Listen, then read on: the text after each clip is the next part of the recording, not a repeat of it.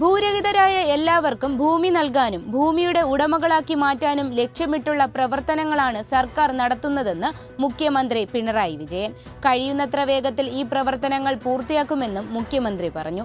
Thiruvananthapuram കവടിയാറിൽ revenue വകുപ്പ് ആധുനിക സൗകര്യങ്ങളോടെ നിർമ്മിക്കുന്ന ആസ്ഥാന മന്ദിരമായ റവന്യൂ ഭവന്റെ ശിലാസ്ഥാപനം ഉദ്ഘാടനം ചെയ്യുകയായിരുന്നു മുഖ്യമന്ത്രി. ഭൂരഹിതരില്ലാത്ത കേരളമാണ് സർക്കാരിന്റെ ലക്ഷ്യമെന്നും മുഖ്യമന്ത്രി പറഞ്ഞു. എല്ലാ മേഖലയിലും പട്ടയം ആഗ്രഹിച്ചു നിൽക്കുന്നവർക്ക് കഴിയുന്നത്ര വേഗത്തിൽ പട്ടയം ലഭ്യമാക്കും. ലാൻഡ് ട്രിബ്യൂണലുകളിലെ പട്ടയ അപേക്ഷകൾ പട്ടയ മിഷനിലൂടെ വേഗത്തിൽ നൽകാനാകണം. സംസ്ഥാനത്ത് ഭൂരഹിതരുടെ കണക്ക് വിവിധ രീതികളിൽ ശേഖരിച്ചിട്ടുണ്ട്. ഇതിന്റെ നടപടിക്രമങ്ങൾ പൂർത്തിയായാൽ താലൂക്ക് ലാൻഡ് ബോർഡുകളിലെ മിച്ചഭൂമി കേസുകളിൽ സമയബന്ധിതമായി തീർപ്പാക്കും. പട്ടയ വിതരണം കാര്യക്ഷമമാക്കുന്നതിനുള്ള നടപടികൾ വിവിധ രീതികളിൽ റവന്യൂ വകുപ്പ് സ്വീകരിച്ചിട്ടുണ്ട്.